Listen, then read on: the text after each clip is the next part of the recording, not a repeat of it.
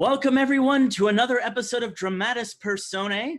My name is Angel Castillo, filling in for your usual host, Carl St. Lucie.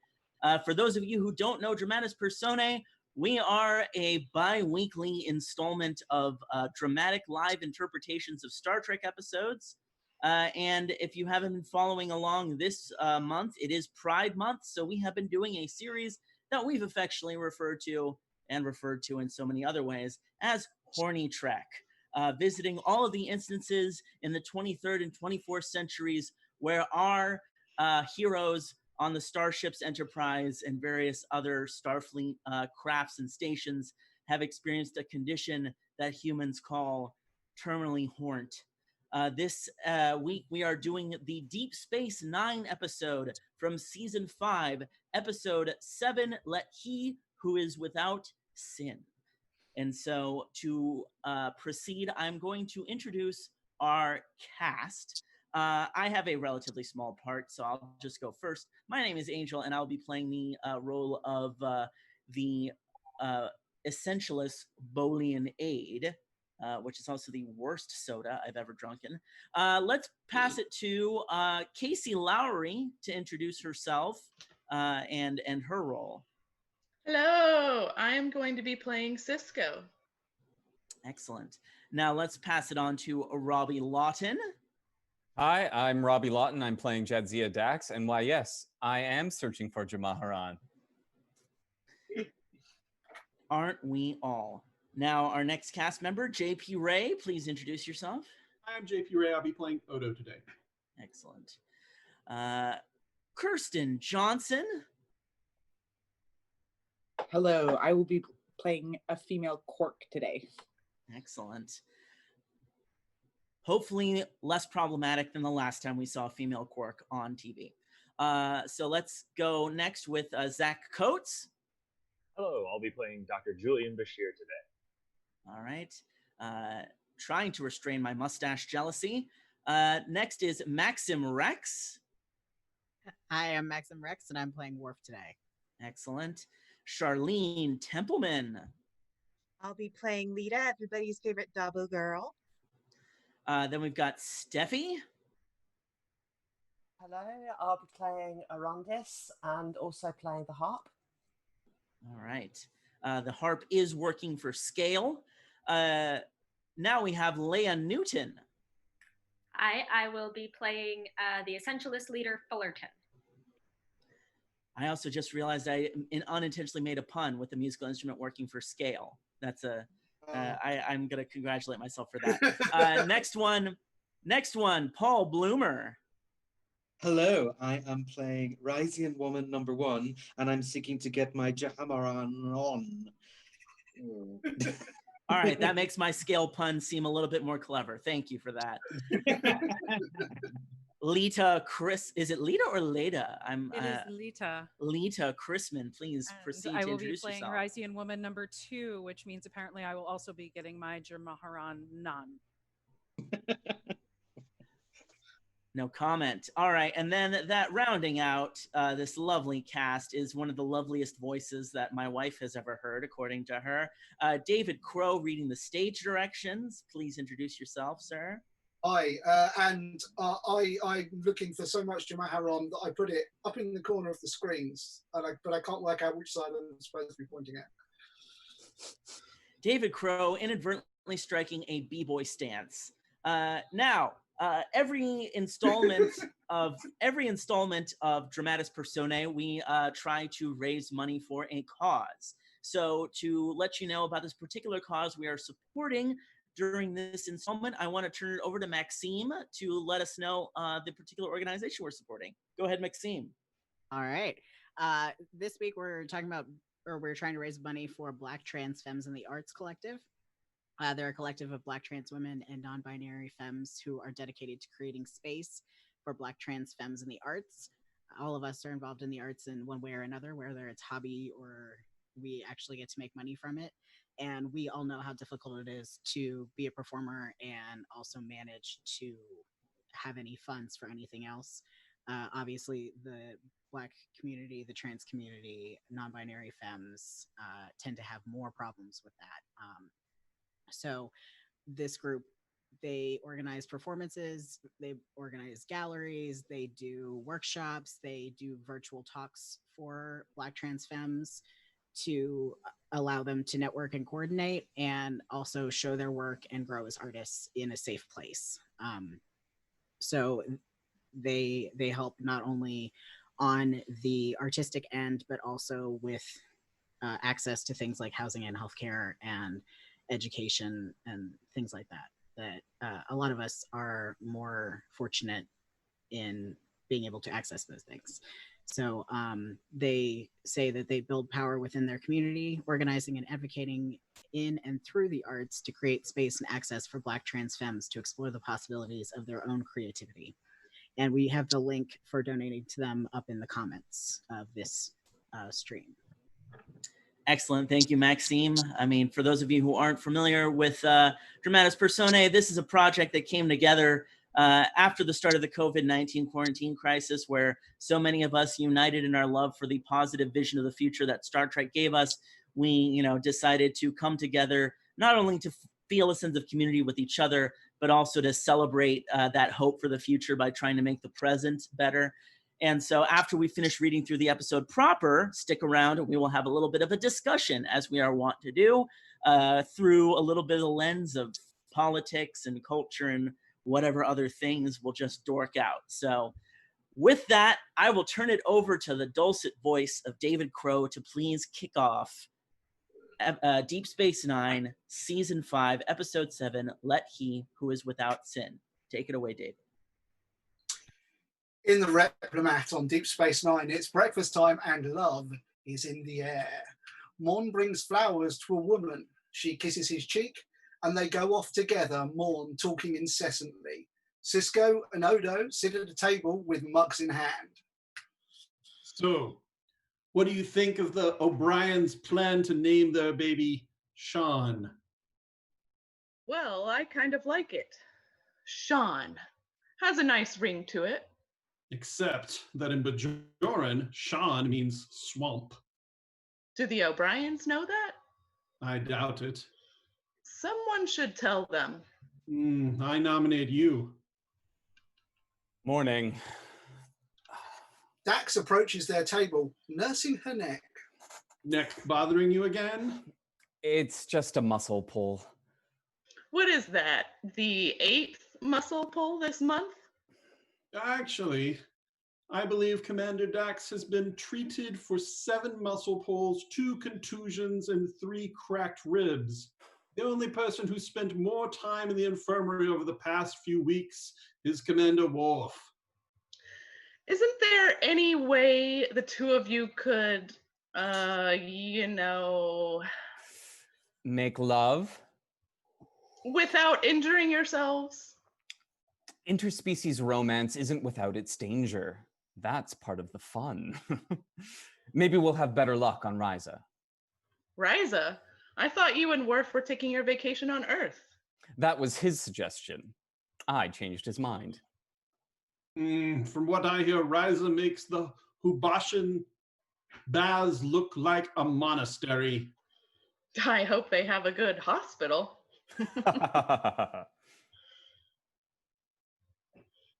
I can't believe you actually convinced Worf to go to a pleasure planet. He must really be loosening up. I hadn't noticed it. Come to think of it, neither have I. Oh, no. He's still the same old Worf. Worf walks in and orders his regular from the replicator on the other side of the Replomat. Prune juice, extra large.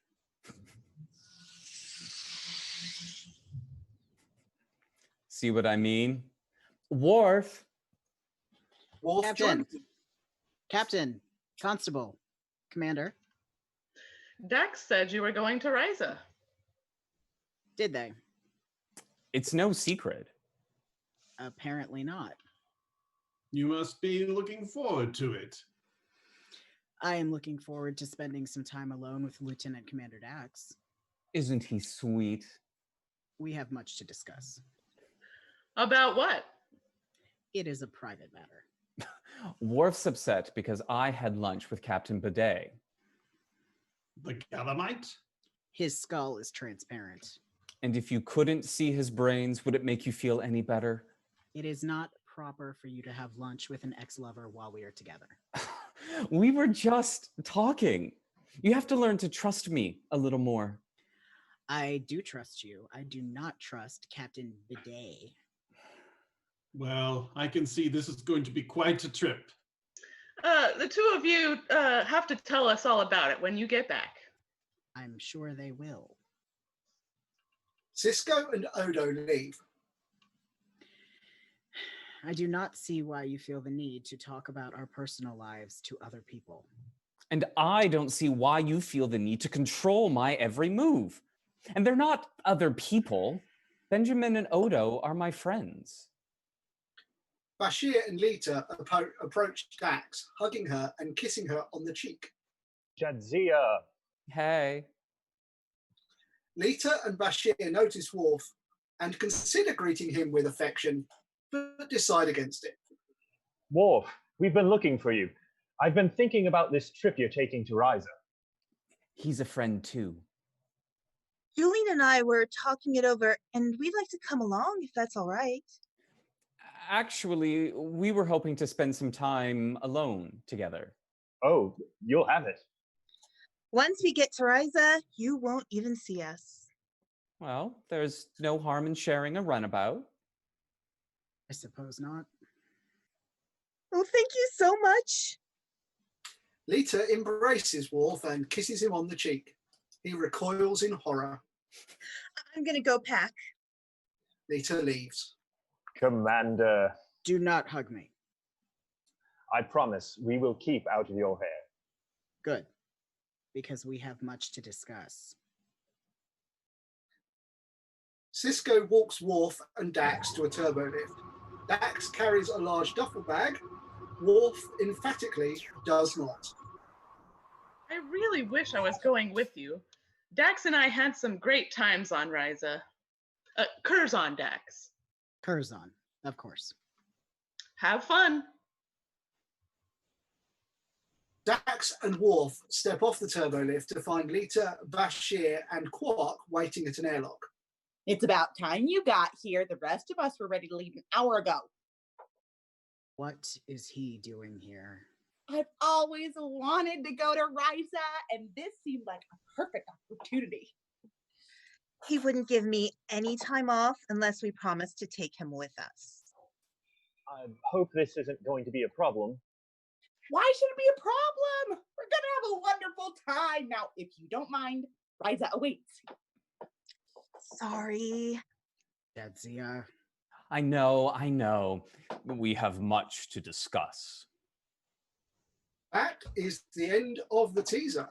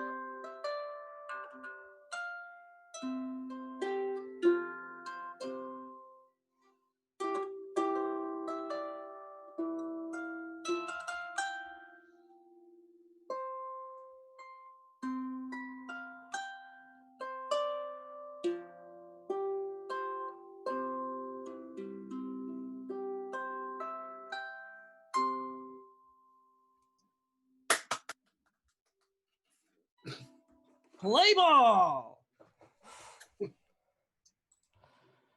The runabout cruises at warp speed. Inside, Worf and Dax sit at the console. Bashir sits behind. Lita serves cocktails. Let's see. That's a Tarkalian tea for you, a Ractagino for you, and an extra large prune juice. Lita, you're on vacation, not at Quark's. You don't have to serve us. Oh, it gives me something to do. Space travel's so dull. Have you ever noticed how all the stars look exactly the same?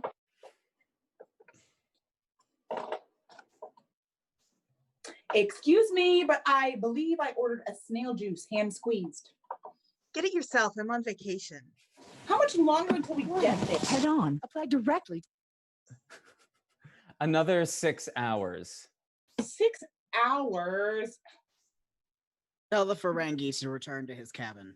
You call that a cabin? It's a cot and a waste disposal unit. It's so small I can't even stand up there. Look, I'm developing a slouch. Tell the Ferengi to return to his cabin now. Quark. What's he gonna do? Turn around and take me home? Ruin everyone's vacation? Coming about, setting course for Deep Space Nine. Okay. You made your point. I'm going, but first, I have a little present for everyone. Quark hounds out Horgans. They are carved wooden figurines, roughly humanoid. One for you, and one for you, and one for you, and none for you, Worf. What's this? It's a Horgon, a Ryzen fertility symbol.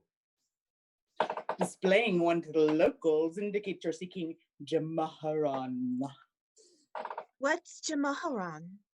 I'll show you later. Oh, look, they like each other. Lita makes hers and Julian's Horgans kiss. I think I'm going to be sick. All right, I'm going. Quark leaves. Me too. Going? Where? I'm going to change into something more comfortable. You don't think I'm going to beam down to Ryza dressed like this, do you? That's a good idea. Lita follows Dax out, and Bashir follows her. When in Rome. On Risa, our group beam down to a lush green area in their simple beachwear, except for Worf, who remains firmly in uniform. Oh, I can't believe we finally made it. Well, everyone, enjoy your vacation. We will. Bashir and Lita leave. Time to test these babies out, ladies. Quark You waves see- too. You Quark see, Quark waves to Horgan at a pair of passing Russians. you seek Jahamaron?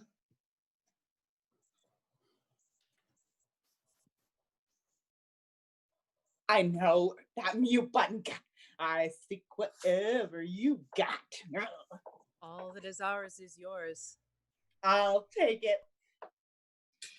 Quark leaves with a woman on each arm. Aren't you uncomfortable in that uniform? Starfleet uniforms are designed for comfort in even the most extreme environments. Well, you look out of place. I mean, look around you. Isn't it beautiful? It is an artificially created paradise maintained by the most elaborate weather control system in the Federation. In its natural state, Ryza is nothing more than a rain-soaked, geologically unstable jungle. Maybe so, but the only dark cloud I see around here is you. I did not come here to admire the scenery. If you say so, I guess we should just go home. Dax removes her sarong sexily.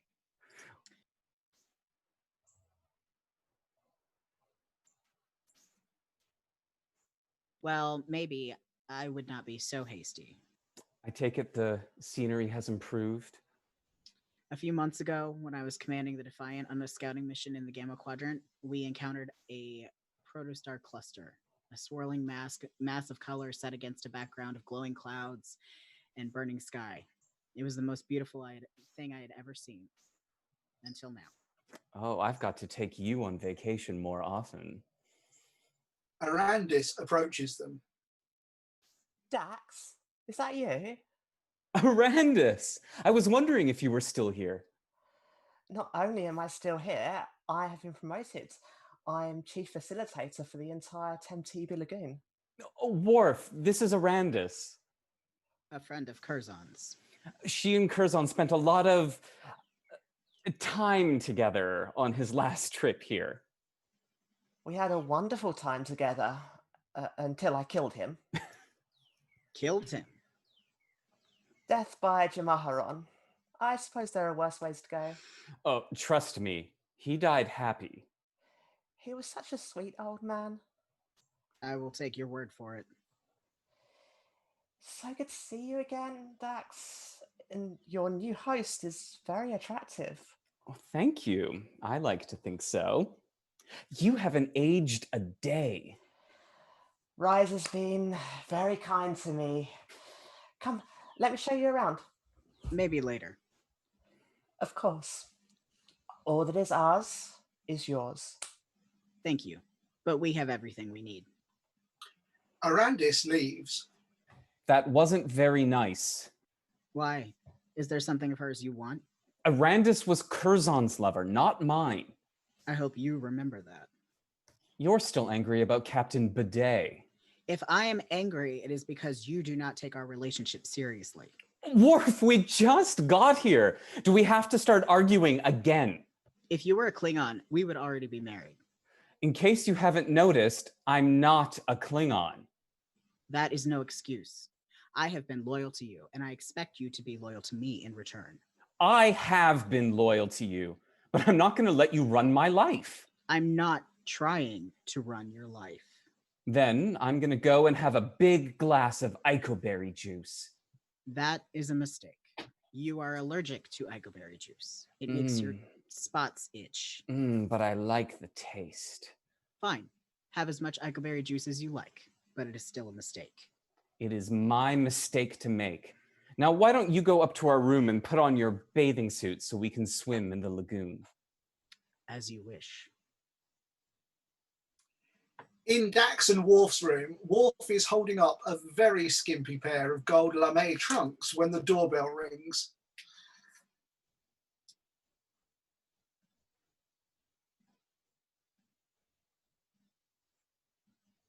Enter. A fully dressed man comes in. I hope I'm not disturbing you, Lieutenant Commander. My name is Pascal Fullerton. I'm the chairman of the New Essentialists movement. I'm not familiar with that organization. We're dedicated to restoring the moral and cultural traditions of the Federation. This is a statement of our principles. But if you'd like to hear more, we're holding a rally later this afternoon. On Ryza. What better place? This world revels in the kind of self-indulgence that's eroding the foundations of Federation society. We intend to shut it down. And with that, Fullerton shuts down Act 1. Act 2 opens in the solarium. Worf, still in uniform, reads the tract. Dax walks alongside. I really wish you'd stop reading that. I would not dismiss Fullerton so quickly. His analysis of recent Federation history is both insightful and disturbing. What's really disturbing is that you're still wearing your uniform. It would not hurt you to read this. In a small cubicle curtained off from the main area, a muscled man in a see-through athletic shirt gives Lita a sonic massage. The truth is, not everyone can be a Dabo girl. First of all, you have to be able to wear the clothes. And believe me, that's not easy. You have to be able to calculate odds in your head very quickly. And most importantly, you need a very supple wrist, like this. She extends her hand, and the monsieur interlaces his fingers with hers erotically. Dabo. Worf, people have been predicting the end of the Federation since the day it was founded. Trust me, I know. Worf and Dax enter. Oh, hi. Lita, what a surprise. Care to join us? We were just about to take a Rhea milk sulk. Maybe later. Worf? Worf! Back in the solarium. That was not Dr. Bashir. It's none of our business. Are you defending her actions? I'm not defending anything, but it's not my business or yours. Now, what do you say we go and sign out a couple of floaters and take in the sights? I cannot. The Essentialists are having a rally, and I plan to attend. You're kidding. You're not kidding. Outside on the beach, there's quite a crowd hanging around the geodesic dome. Don't these people have anything better to do?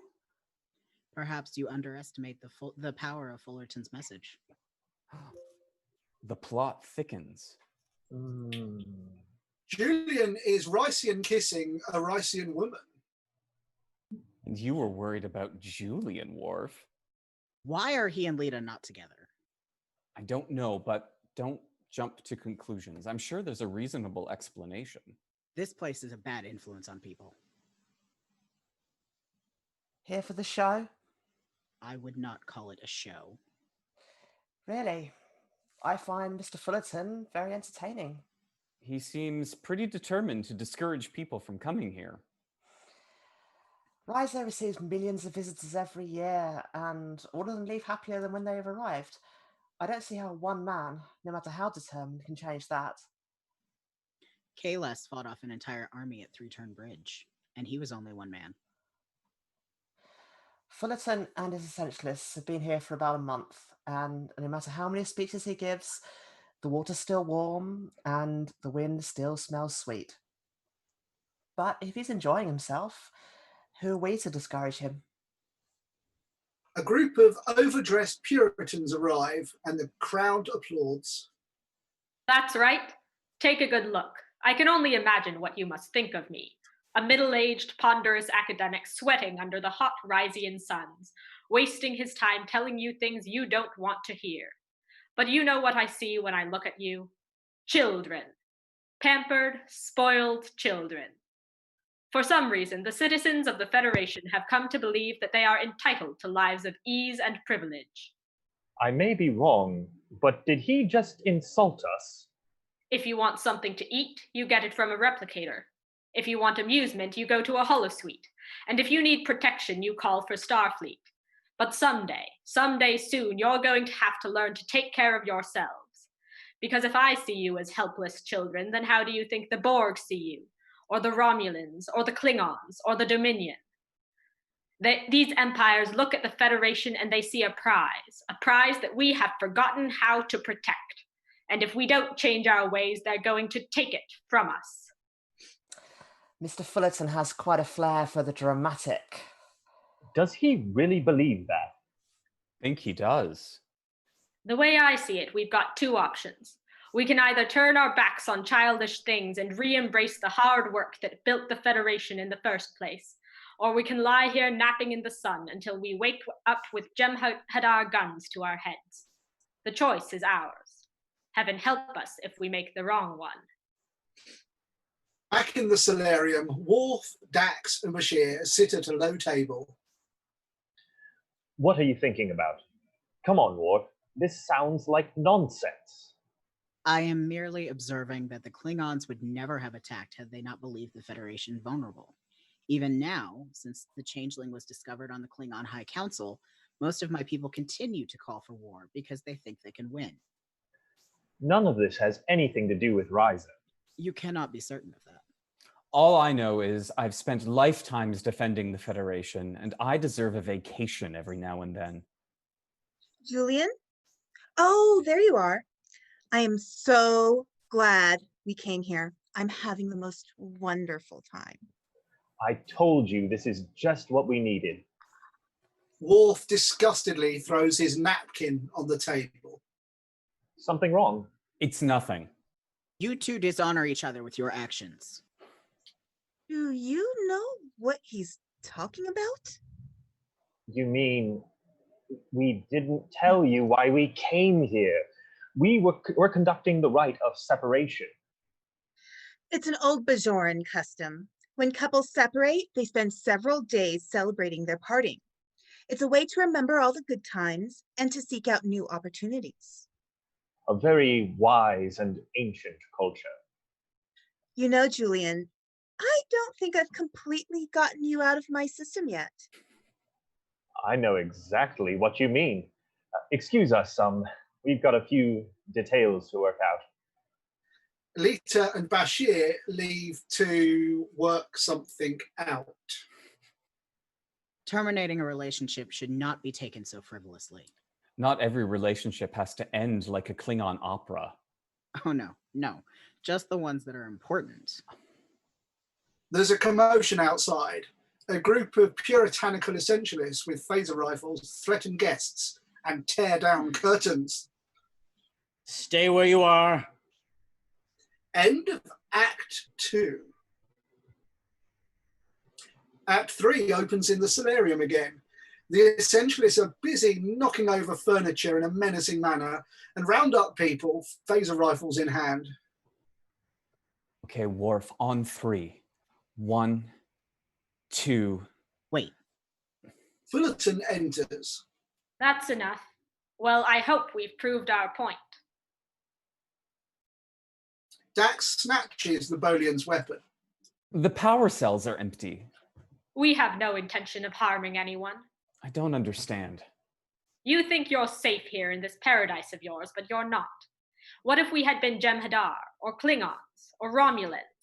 You'd be dead now. Even you Starfleet officers were lulled into a false sense of security. If you could be taken unaware, what chance do the rest of us have? The sad truth is the galaxy is a hostile place. Forget that, even for a moment, and you risk losing everything. Just something for you to think about while you wait for your desserts. All right, demonstration's over. Move along. Move along. As a Starfleet officer, I have the authority to arrest you for what you just did. But that would be a waste of time. We both know the Rysians won't prosecute. They don't have the courage for it. Believe me, I wish they did. Commander Worf, what did you think of our little demonstration? I cannot condone what you have done. Maybe not, but I do think you understand it. Back in Worf and Dax's room, Worf sits at a low table with a hog arm. Dax enters in a delightful nightdress. I don't know about you, but it's past my bedtime. We need to talk. About the Essentialists? No, about us. Oh, I suppose you have another list of things I'm doing wrong. I did not say you were doing anything wrong. It's just that some of your behavior... What about my behavior? At times, you are too impulsive. You act without thinking. You have no self-control. And do you think I need you to control me? Jadzia, you are my Parmak guy, and that means everything you do reflects on me. I'm sorry if I embarrass you. I just need to know that you take this relationship as seriously as I do. And I just wish you'd relax a little and let yourself enjoy what we have together. Worf, I'm not going to change who I am. Nor am I. Well, at least we agree on something. Why don't we go to bed? You go. I will be there shortly. The next morning, in the solarium, Rysians reset the furniture displaced by the Essentialists in their act of extreme violence the day before. This place looks a lot better than it did last night. I guess the Rysians aren't as lethargic as the Essentialists would like everyone to believe. The Essentialists are wrong about many things. What Mr. Fullerton could use is a little Jamaharon. No, a lot of Jamaharon. I'd buy him a Horgon myself if I thought he'd take it. Looks like he's not the only one that could use some cheering up. I've had better vacations. Better than Riser? I've never known a Klingon who had a tougher time enjoying himself. There's no reason for you not to have a good time. Riser is famous for its diversions. I wish it were that simple. It was for Curzon, Dax. And I can tell you, there's more than a little Curzon in you. He loved this planet. And Ryza loved him. Why don't I help you clean up? All that is ours is yours. Later, in the garden, Bashir and Lita kneel in front of each other. Our paths have grown apart. She drinks from a bowl. What was one is now two. He drinks from the same bowl. The time of sharing is over. May the Lita prophets guide. grabs the bowl. May the prophets guide you toward the path of happiness. And may they walk with you always. They lean in as if to kiss, then turn their faces away at the last moment. That's it? That's it? What were you expecting? I was expecting fireworks. Where's the anger, the vicious name-calling, the irrational accusations? I would never have agreed to be a witness if I knew you were going to be so civil. It's disgusting.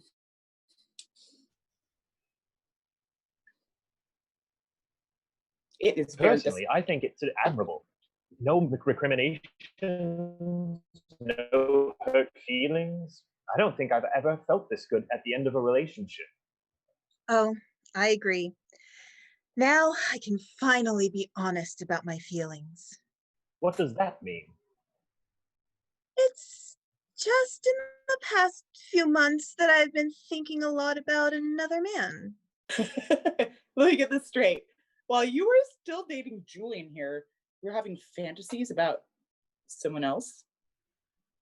I'd rather not discuss it now. Oh, no. You brought it up. You might as well tell him who it is.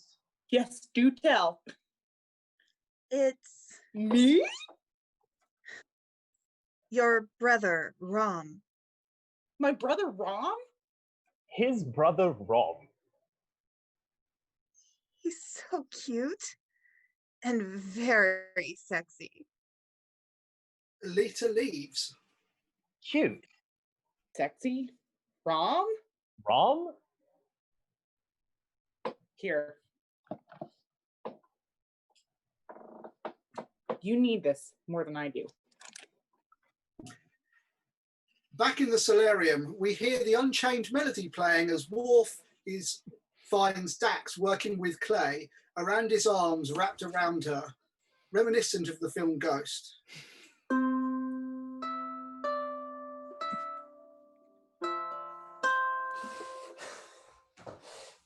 I was just improvised. Sorry.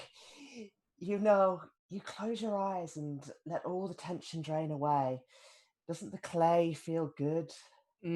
Wonderful. Now, put your emotions into it. Begin to mold it. Feel the texture in your hands. Oh, I do. I feel it. I really do. I knew you'd get it. Dax. Worf? Worf walks away. Worf! Back in Dax and Worf's room, Worf picks up the Hogan and throws it against the wall impetuously. Later, in Fullerton's room. I'm tired of giving speeches. It's time we took action.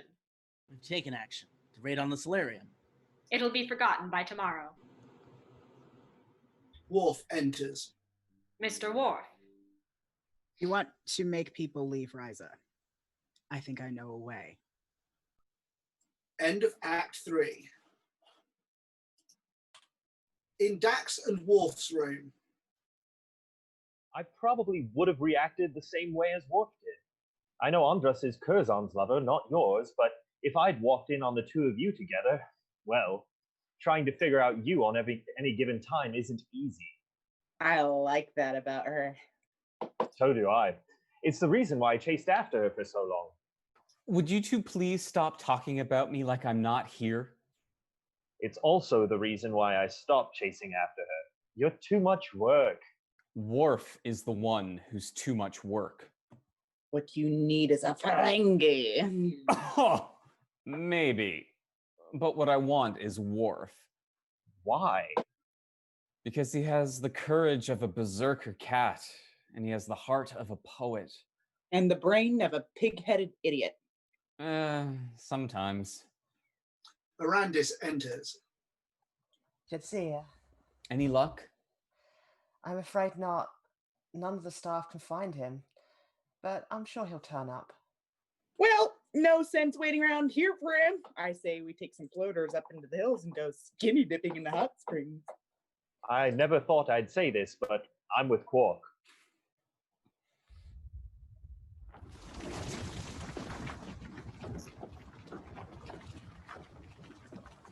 What was that?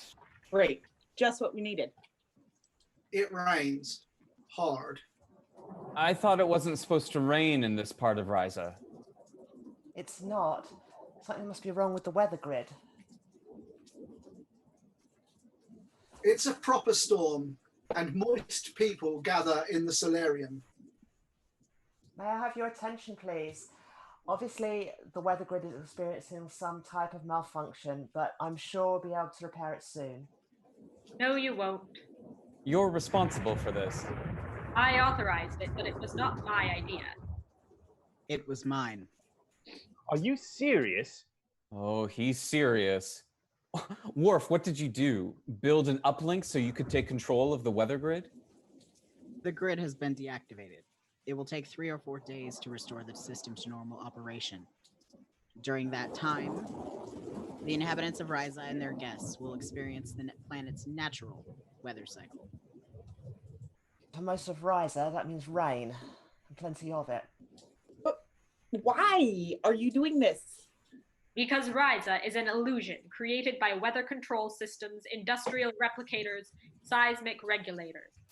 If the Federation is going to survive, we're going to have to stop wasting our time with toys and get back to the essentials. Fullerton and his group leave. I'm beginning to think there's no hope for that man. Or for you, either, Mr. Worf. Arandis leaves. Commander, with all due respect, are you out of your mind? I think you will find me quite rational. As rational as Klingons get, anyway. Worf, this is wrong. I disagree. If Federation citizens cannot handle a little bad weather, how will they handle a Dominion invasion? Later, the thunder and lightning continue. Quark comes back inside. I have seen drier days on Ferenginar, and we have 178 different words for rain. Right now, it's glubbing out there, and that's bad. If you're so miserable, why don't you take your Horgon and go find some company? Have you taken a good look at the Ryzians lately? They're even more depressed than the guests. I'm trying to organise a game of hoverball. Would either of you like to join us?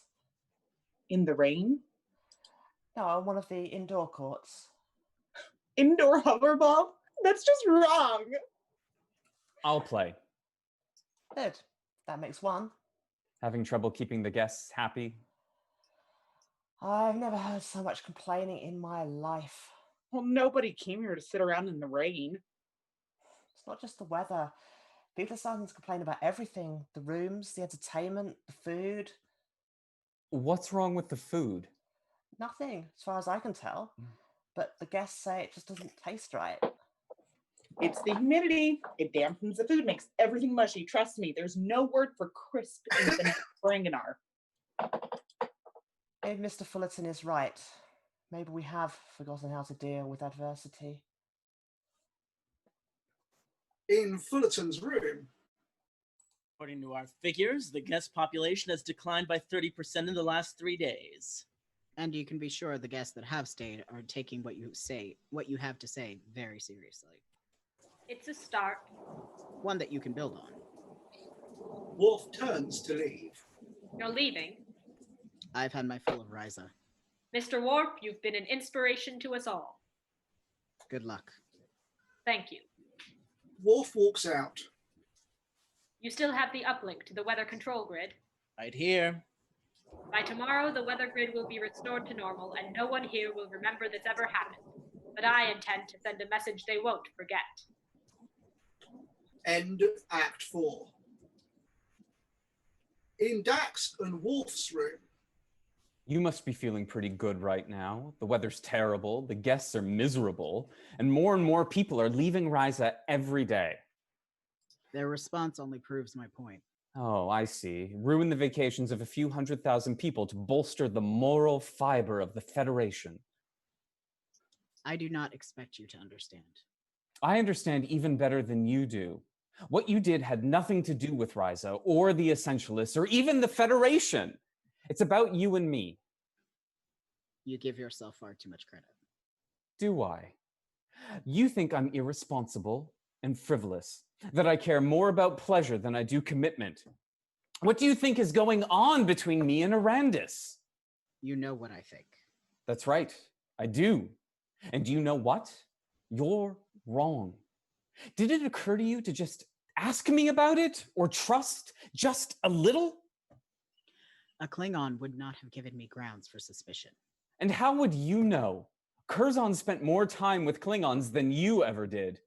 You may have lived among my people, but you are not a Klingon. I am. Maybe so, but you're not like any other Klingon I've ever met.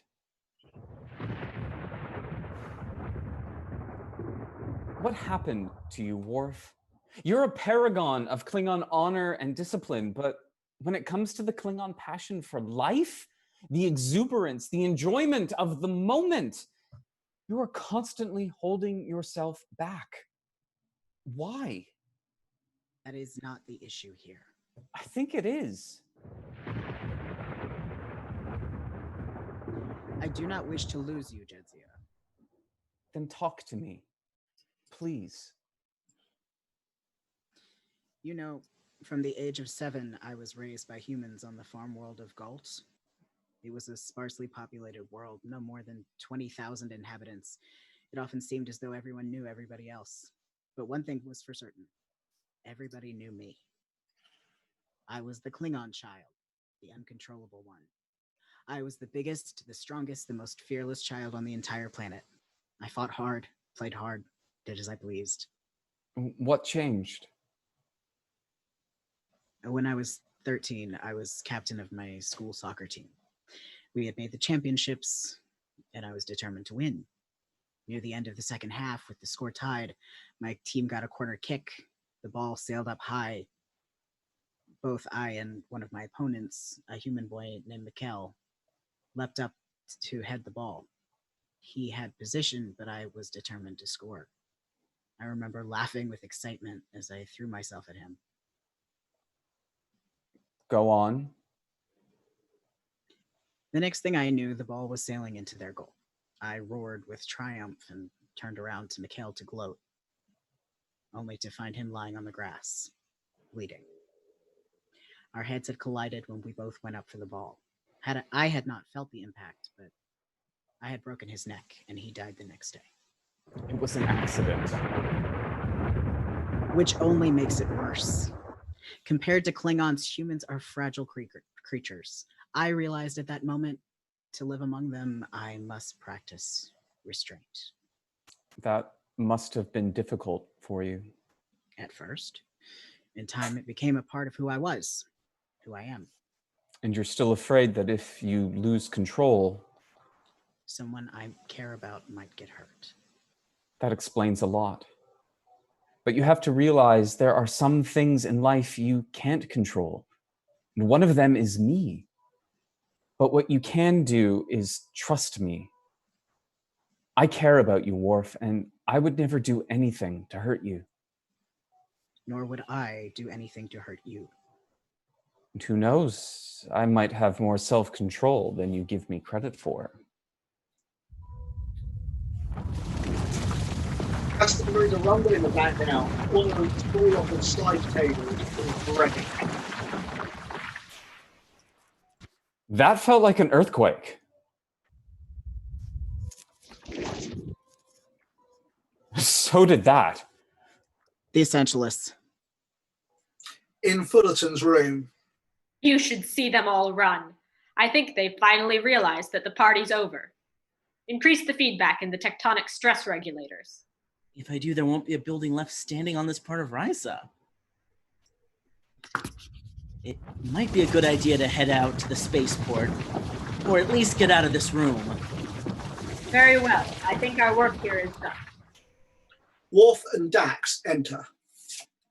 The uplink. Give it to me. Mr. Worf, I suggest you all get off this planet as soon as possible. I have no wish to see you or your friends harmed. Give us the uplink, or the only person who will be harmed is you. I thought you were one of us. Perhaps I was for a time, but I believe the Federation will survive the Dominion, the Borg, and people like you. Worf uses the uplink and the shaking stops. Mr. Worf, if you walk out of here now, you'll be turning your back on the Federation. Don't you see? Overindulgence, lack of self-control, they'll destroy everything we hold dear, and you will be responsible. You say that we have to return to traditional Federation values. Well, I agree. But one of those values is trust. It is essential that we remember that. Don't you walk away from me? Fullerton slaps Worf across the face. Worf picks Fullerton up by the lapels. I will do as I please. Worf throws him across the room. Are you all right? Yes, yes. I am on vacation. Later, on the beach, Quark, Lita, Arandis, Dax, and Worf walk along the beach, sand between their toes. Figures the weather improves the day we leave. I can't wait to get home. Not that I didn't enjoy myself. I'd better go find Bashir. He brought a Horgon down to breakfast, and that's the last I saw of him.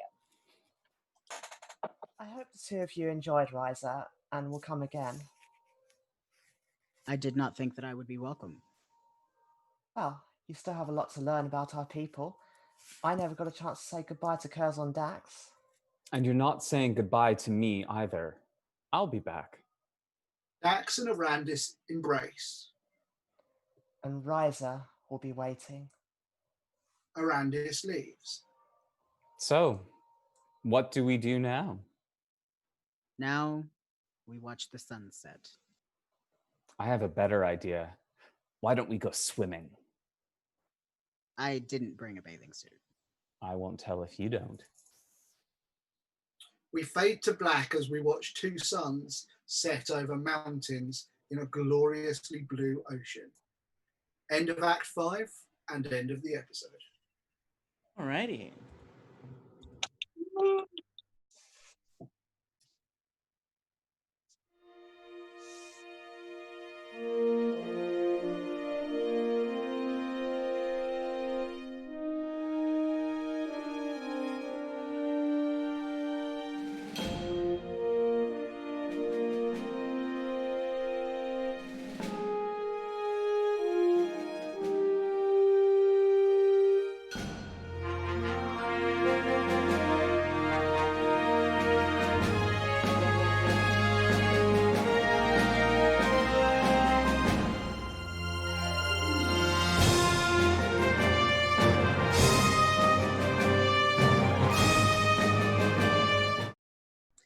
All right, and that was Let He Who Is Without Sin.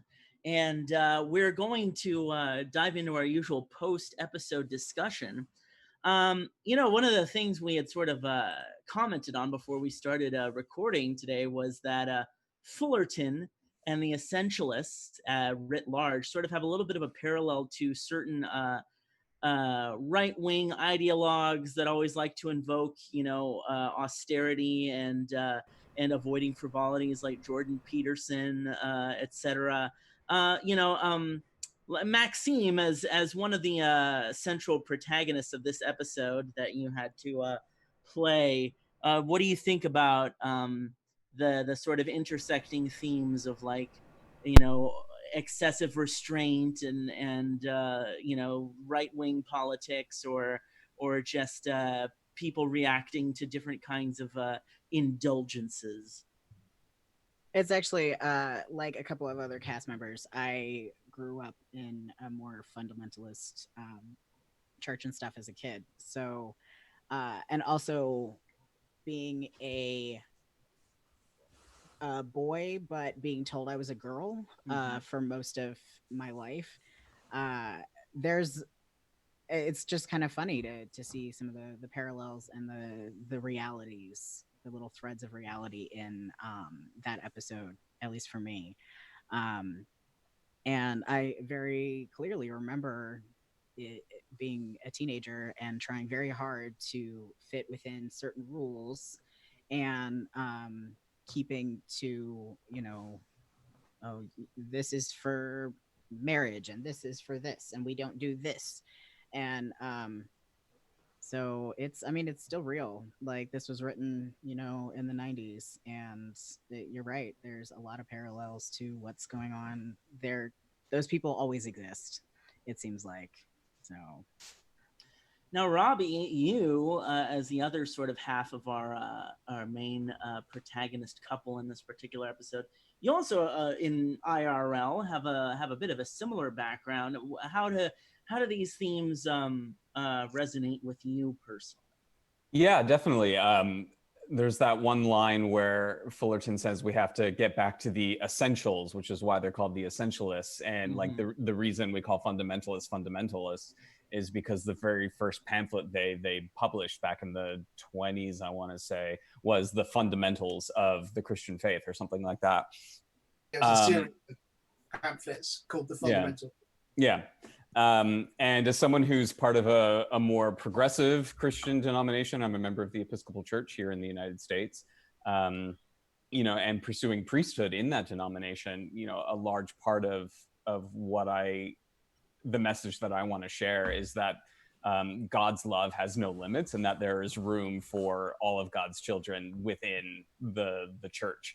But that's a hard message because we're going against decades, if not centuries, of the opposite of that. So it's well, and for not to interrupt, but just to add on to what you said, Robbie, at least like I mentioned, my growing up, that kind of thing, having those rules, having that kind of framework made it easier to know how to behave and things like that. And I think a lot of people who are not confident in themselves find it very comforting to have that kind of thing.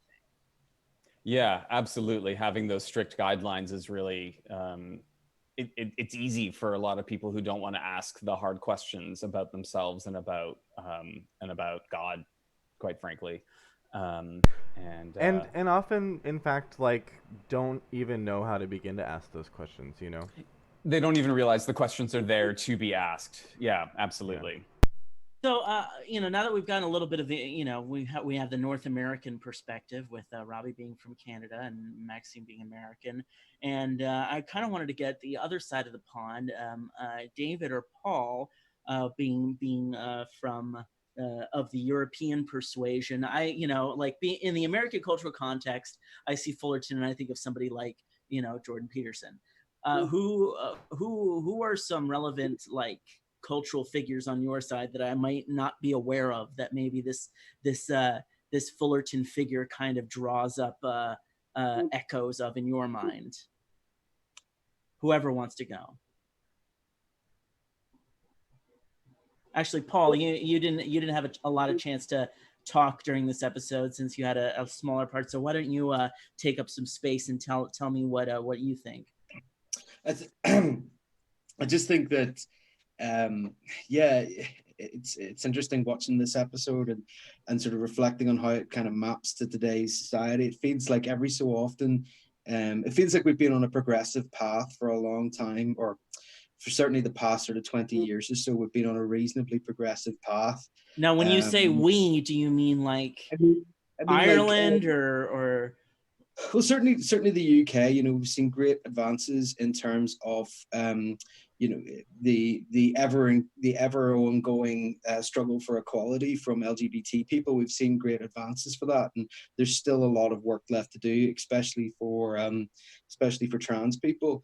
And every so often, this sort of movement raises its head where people want to reclaim some sort of long lost past that has never really existed, some sort of long lost golden age that all these queers took away from us.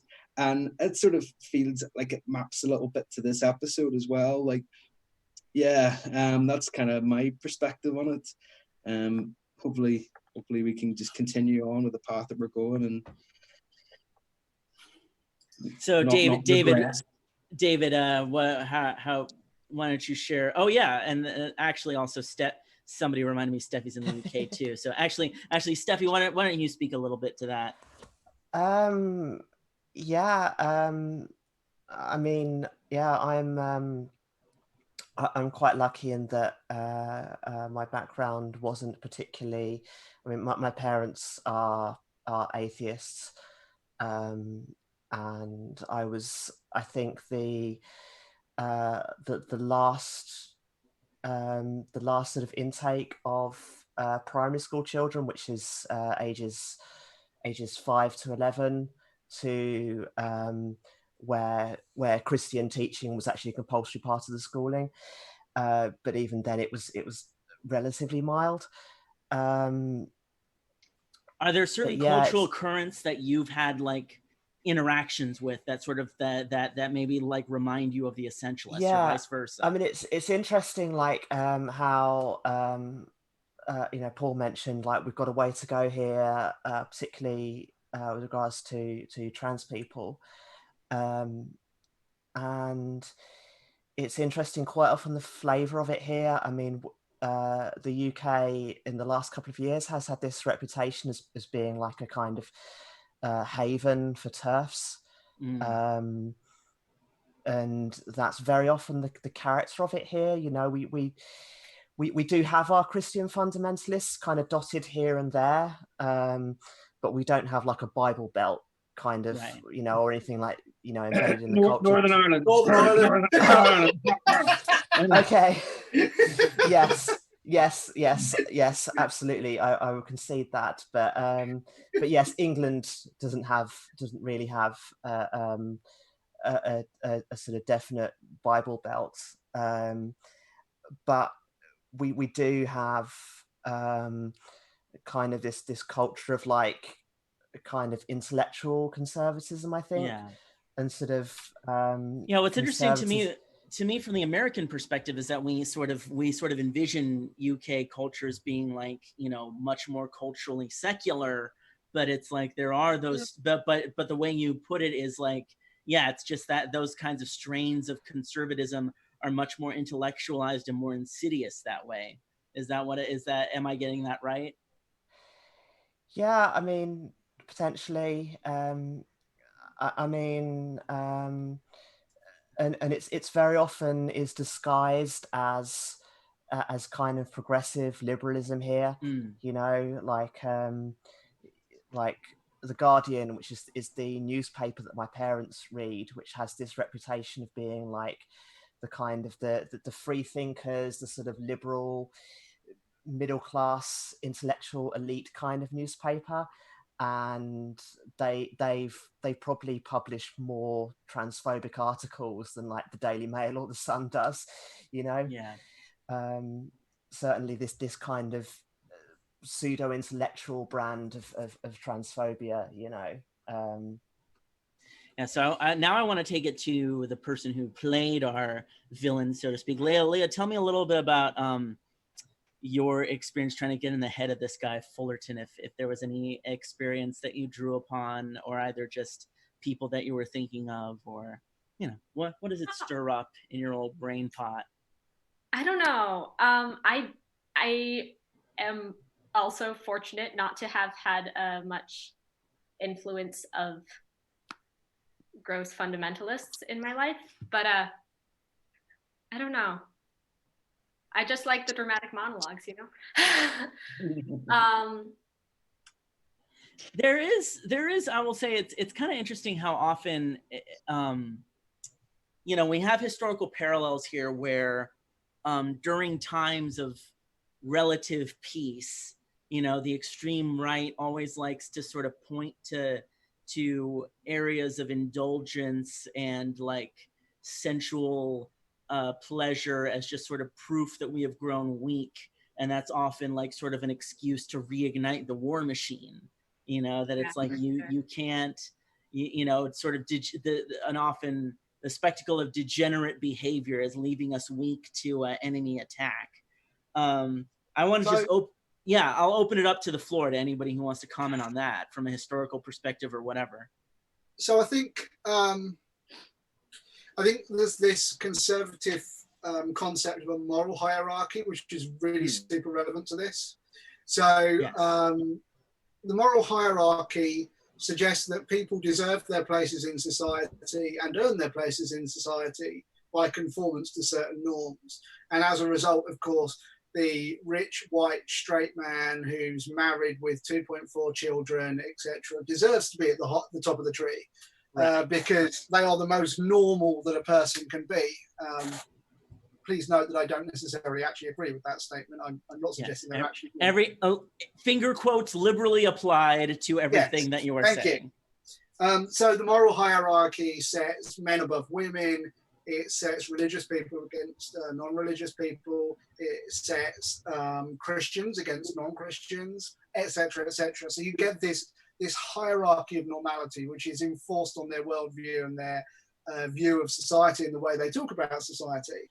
It's also just to add on to what you're saying, it's also good to note how it's like the centering of the heteronormative nuclear family is specifically enshrined in a capitalist view of morality, because the whole idea is that you have to have a family that reproduces the next generation of the laboring class, and that also yields the very gendered bifurcation of outside the job, the money making labor, and then the domestic labor, because you need the domestic labor to reproduce the household, and then that continues to reproduce everybody's preparedness to create labor for people's profit. So this moral hierarchy, which I think applies similarly but not identically across the Atlantic. So the US version is slightly different and slightly, it's the prosperity gospel over here. Yeah, slightly more pointed in the States, absolutely. And so one of the things we see here is that actually religion is really a rhetorical tool rather than something to help. Now, I don't want to point to any particular political leaders at the moment who might be using religion as a rhetorical tool. Donald Trump! But it does seem to me that this entire concept of religion as being, a way of signifying some kind of moral goodness really sort of plays out again in what Fullerton's doing. So the other thing that we see very clearly with Fullerton is he comes in with this moral hierarchy. The people who work are going to, the people who are prepared to respond are the people who deserve to live. He's almost explicitly invoking that moral hierarchy at that point. Yeah, and it's very interesting how this is all done without invoking any kind of religious terms in particular. Yeah. We all associate him mentally with different religious figures, but in this particular episode, it's all done on very secular terms. I just want to give some time to some other people who haven't had a chance to talk. Charlene, our Lita. It's interesting. Lita's as a Dabo girl on this planet Risa, she's very much in her natural element, being somebody who's part of this pleasure hedonistic culture on a place where that's sort of where everywhere.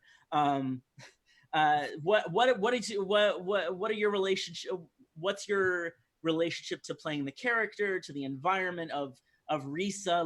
What's going through your mind processing some of the different relationships we've discussed so far? Oh, one of the things that I really saw in this is Bajorans are very spiritual people, but they don't use their dogma necessarily.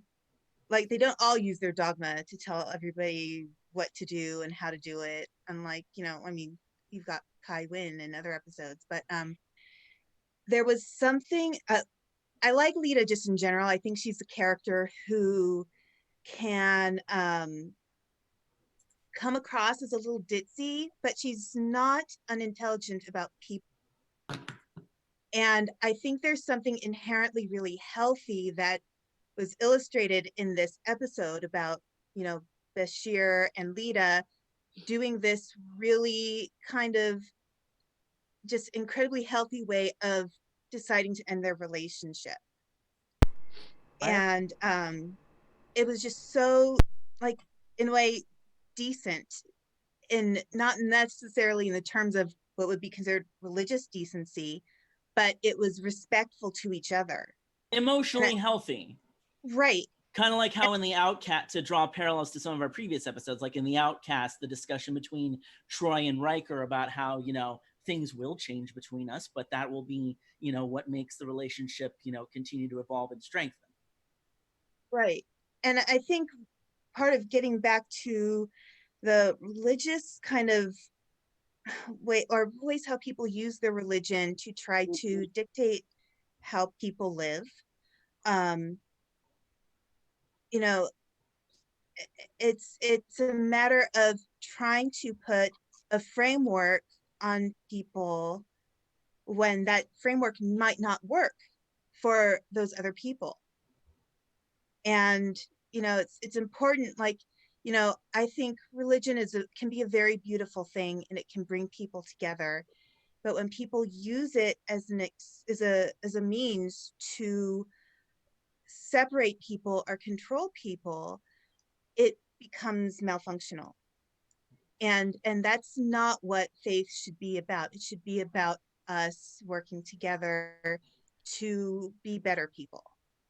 Yeah, it's interesting. It's interesting that you keep like everybody here keeps bringing up. It's so interesting how like everybody here keeps bringing up organized religion when, like, especially with the case of the essentialists, there isn't really a specific an explicit religious ideology applied to them. But I mean, you're right. There is specific Bajoran religion applied to the separation ceremony. But JP, our Odo, I'm going to give you a little bit of a chance to talk. What are your thoughts on the episode as you first saw it? I was going to chime in about this idea of ritual. Yeah, I'm a professor at ECU, and so I deal a lot with ritual and mythology in communication. And I thought it was really, I like whenever there's a tradition, and I think the Bajoran culture, being an ancient culture before they were oppressed by the Cardassians, had a lot of that. And I think it's really interesting how there's a balance between sort of tradition versus dogma. And I think the Bajorans feel a little more Eastern. Now, for those of us who are less academically inclined, what would you say? How would you define tradition versus dogma? Just so we have a common framework for whatever you're about to say. Tradition are practices that shape our lives, whereas dogma is those rules that we've been talking about that create normativity, right? Okay. The norms of people, and I think that a lot of Eastern philosophies and religions tend to be more traditions, like centering around activities that exercise your faith or your belief system, rather than, I see a lot of nodding heads, rather than dogma of how you're supposed to behave. This is how God wants you to be, so be that. And I think that's where we've gotten here. It's a good thing we have separation of church and state, though I find that here in America, especially as people have begun to doubt science, they've also begun to just disbelieve in that and lean more on faith and go, well, this is how I believe. This is what I think, and you should behave this way to make me happy. And if you're not doing that, then you're wrong. And our politicians are playing up on that and keeping us divided and separated so that we can't have a unified voice as a people. Thinking about ritualized, ritual and structure and ritualized lives, it seems to be that sometimes people can be attracted to very fundamentalist, conservative, austerity-centric viewpoints and ways of life because of that need of like structure and ritual and direction. But in your experience as somebody who like studies ritual academically, do you feel that there are, have you studied like systems of, like, can a life be systematized and ritualized and still have structure without necessarily having to go for this sort of sensual austerity? I think the Buddhist philosophy is a good example of that. Yeah. That it's more of a philosophy, but a lot of people view it as a religion because they have monks. And I think that they do a really good job of that balance and that idea of ritual and faith and a way of dedicating your life to an ideal without really pushing it on someone else or telling them they have to do this thing. You know, that's interesting that you bring up Buddhism, because I think some people have this popular idea of like when they think of the Buddhist monk, they think of like lives of like purposeful poverty, and like they might think of like purposeful self-deprivation and self-abnegation. But it's like when you go back to the philosophy, it's like Siddhartha Gautama starved himself, and then realized that still wasn't bringing him any closer to enlightenment. It was only after he finally ate something and sat under a Bodhi tree that he achieved nirvana.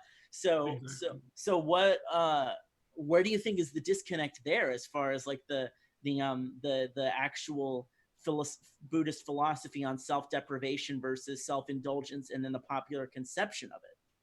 I'm not sure I'm expert enough to speak to to those particulars, but I just think as human beings we need to seek joy in both ourselves and each other. And when we stop doing that, whenever it becomes more about keeping things away from our enjoyment of life, yes, tragedy happens, yes, pain occurs, and we are changed and transformed and learn through that as well. But I think we should always be seeking joy and always be seeking the things that make us feel good, because those are the moments that contrast that, right? Life is pretty tough. And I think whenever we as thinking beings seek out the things that give us positive emotions, then we strike a balance between the challenges and the pains of life that just come our way naturally. Excellent. JP. I can add, I was raised Buddhist. Really? So Wow. yeah, so it's interesting you brought that up too, because I wasn't raised having to live this impoverished life on purpose. Really a lot of what it was, there's in life there's difficulty, so we have to work with what we have and try to do our best to live in harmony with the environment around us, so that we can create something that is maybe better than what we would have had otherwise. So I got close. Interesting. Yeah. We're coming up on a half hour after finishing the episode, so I kind of want to. It's interesting that you bring up the environment. So let's like deviate a little bit for like the last question I want us to talk about. Risa has an artificially controlled environment, and it is, as Fullerton points out, a fantasy. What do we think about the morality of that, of manipulating a planet's native environment for the sake of human enjoyment? Because they seem to be, that seems to, if you sort of look at that might be an interesting little metaphor for exploitative environmental practices that sort of gets skipped over a little bit. I mean, we're told that it doesn't cause any like long-term negative effects, but still, what do we think about that? However, that's open to the whole floor. So let me just point out the one thing that makes us human as opposed to chimpanzees is the fact that we routinely manipulate our environment to fit us rather than the other way around. So, I mean, effectively what you're arguing there is that should we stop being humans in order to continue survival? I think there is a line to draw there. I mean, I appreciate your flair for the hyperbolic there, David, but I think it's not so much that speaking for myself, I'll use I statements. In my head, I think there's a line between changing our environment to to suit us, but then also like wholesale manipulating ecosystems goes a little bit far beyond I think the scope of what you would assume, what you would describe as just changing our environment to fit us. Well, maybe the people of Risa experienced regular flooding, and that wiped out whole communities on a fairly regular basis. So, maybe it was the moral thing to do was to actually manipulate the environment, because that would preserve communities and help save lives. That's if somebody invented a system that would stop tornadoes across the US, I don't think anyone would say no, we definitely need tornadoes. It would be, that would be something that we would employ, of course. So I would sort of see it in that viewpoint. I agree. Is I Rice think that we're getting there, right? We're moving in that direction, and then eventually we will have some sort of weather control on this planet. And I don't think it's a bad thing. I think the thing we have to realize with Ryza is that that the resort is probably the size of a small state. It's not the entire planet, and that they understand what they're manipulating in that area is causing changes and affecting other parts. So there's probably a desert on the other side of the planet somewhere that is miserable, or a tundra, a frozen tundra, or both.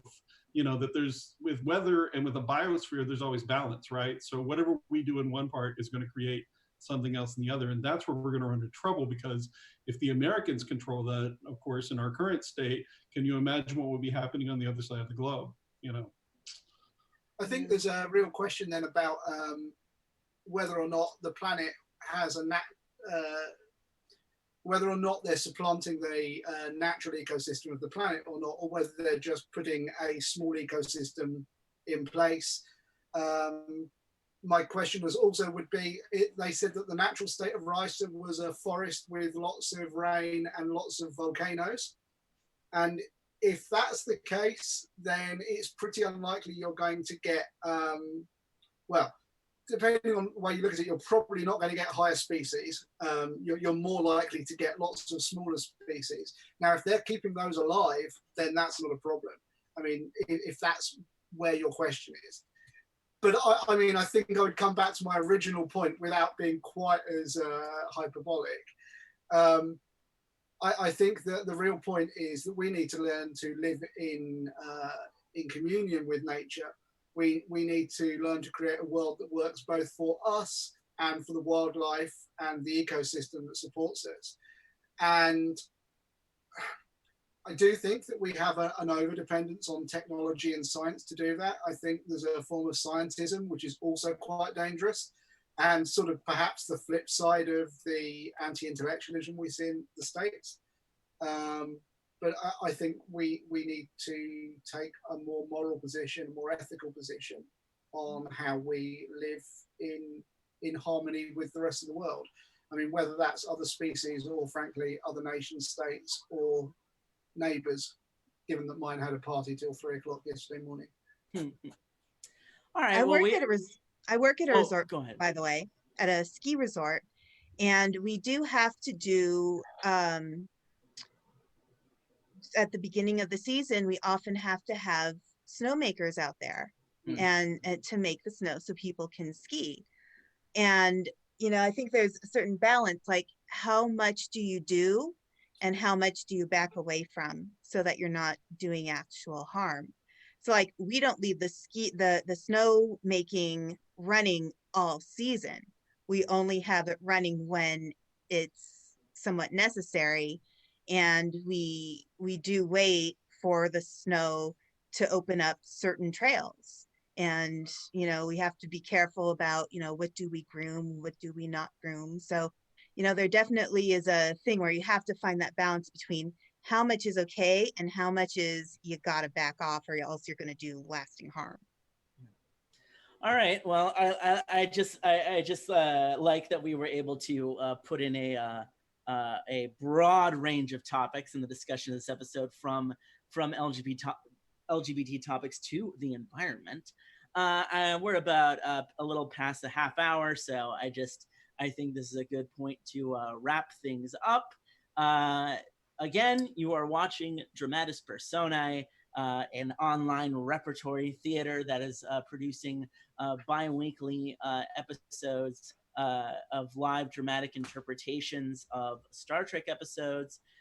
Next week, we will be wrapping up Horny Trek Month with going back to OG Trek, and we are visiting the planet Vulcan, and we are meeting Spock's my wife as we have set our clocks to amok time. Until then, live long and drama, everybody. Carl, I'm pushing that as my new catchphrase. I don't care. I don't care what you think.